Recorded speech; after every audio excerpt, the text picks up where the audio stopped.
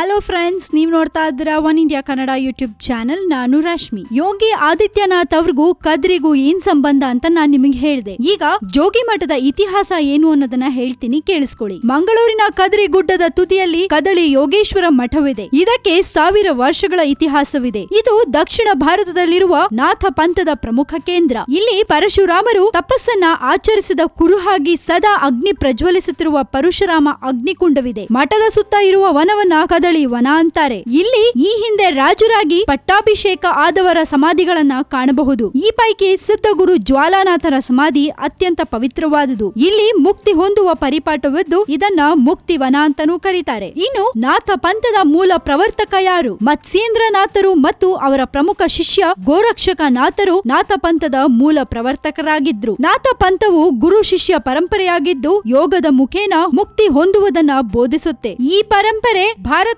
ಎಲ್ಲಾ ಕಡೆನೂ ಅಲ್ಲದೆ ನೆರೆ ರಾಷ್ಟ್ರಗಳಾದ ನೇಪಾಳ, ಟಿಬೆಟ್, ಸಿಂಹಳ, ಬರ್ಮಾ, ಪಾಕಿಸ್ತಾನ್, ಅಫ್ಘಾನಿಸ್ತಾನ್ ಹೀಗೆ ಎಲ್ಲಾ ಕಡೆನೂ ಹರಡಿದೆ. ಹಾಗೆ ಕುಂಭಮೇಳದಲ್ಲಿ ಆಯ್ಕೆಯಾದ ರಾಜರು ತ್ರಯಂಬಕೇಶ್ವರದಿಂದ ಹೊರಟು ಕಾಲ್ನಡಿಗೆಯಲ್ಲಿ ಮಂಗಳೂರುವರೆಗಿನ ಸುಮಾರು 1100 ಕಿಲೋಮೀಟರ್ ದೂರವನ್ನ 500ಕ್ಕೂ ಹೆಚ್ಚು ಸಾಧುಗಳ ಜೊತೆ 6 ತಿಂಗಳಲ್ಲಿ ಕ್ರಮಿಸ್ತಾರೆ. ಈ ಪಾದಯಾತ್ರೆಯನ್ನ ನವನಾಥ ಜಂಡಿ ಯಾತ್ರೆ ಅಂತಾರೆ. ರಾಜರು ತಮ್ಮೊಂದಿಗೆ ಪಾತ್ರ ದೇವತೆಯನ್ನ ಹೊತ್ತು ತರ್ತಾರೆ. ಯಾತ್ರೆಯ ಸಂದರ್ಭದಲ್ಲಿ ಹಾಗೆ ಮುಂದಿನ 12 ವರ್ಷಗಳ ಕಾಲ ಯಾರು ಪೀಠಾಧಿಪತಿಗಳಾಗ್ತಾರೋ ಅವರ ಅವಧಿಯಲ್ಲಿ ಪಾತ್ರ ದೇವತೆಗೆ ನಿತ್ಯ ಪೂಜೆ ನಡೆಯುತ್ತೆ. ಕಿಂಡಿ ಯಾತ್ರೆಯು ನಾಗರ ಪಂಚಮಿಯಂದು ತ್ರಯಂಬಕೇಶ್ವರದಿಂದ ಹೊರಟು ಶಿವರಾತ್ರಿಗೆ ಸುಮಾರು 10 ದಿನ ಮೊದಲು ಮಂಗಳೂರನ್ನ ತಲುಪುತ್ತೆ. ಈ ಅವಧಿಯಲ್ಲಿ ಜಂಡಿಯು ದಾರಿಯಲ್ಲಿ ನಾಥ ಪಂಥದ 17 ಮಠಗಳು ಸೇರಿದಂತೆ 92 ಕಡೆ ತಂಗುತ್ತದೆ. ಇದು ಜೋಗಿ ಮಠದ ಇತಿಹಾಸ. ಇನ್ನು ಕದ್ರಿ ದೇವಸ್ಥಾನದ ಜಾತ್ರೆಗಳ ವಿಶಿಷ್ಟ ಪಾತ್ರ ಏನು ಅನ್ನೋದನ್ನ ನಿಮ್ಗೆ ಮುಂದಿನ ವಿಡಿಯೋದಲ್ಲಿ ತಿಳಿಸ್ಕೊಡ್ತೀನಿ. ಸೊ ನಮ್ಮ one India Kannada YouTube channel ಅನ್ನ ಹೀಗೆ ನೋಡ್ತಾ ಇರಿ. ಜೊತೆಗೆ ಮತ್ತಷ್ಟು ಸುದ್ದಿಗಳಿಗೆ ಸಬ್ಸ್ಕ್ರೈಬ್ ಮಾಡಿ ನಮ್ಮ one India Kannada YouTube channel ಅನ್ನ. ಹಾಗೆ